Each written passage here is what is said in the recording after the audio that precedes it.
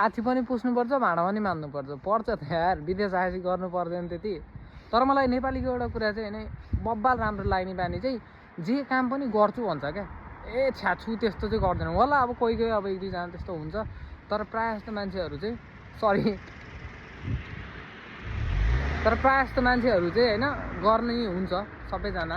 राम्रो लाग्छ त्यो कुरा चाहिँ एकदमै धेरै। तर ठिक पनि हो, कामहरू गर्नुपर्छ यार। जे पनि नाइनास्ती चाहिँ गर्नु हुँदैन। विदेश आएको के त सुख पाउनु त अफकोर्स होइन नि त यार, केही गर्ने भनेरै हो नि त। तर विदेशले मान्छे चाहिँ बनाउँछ है।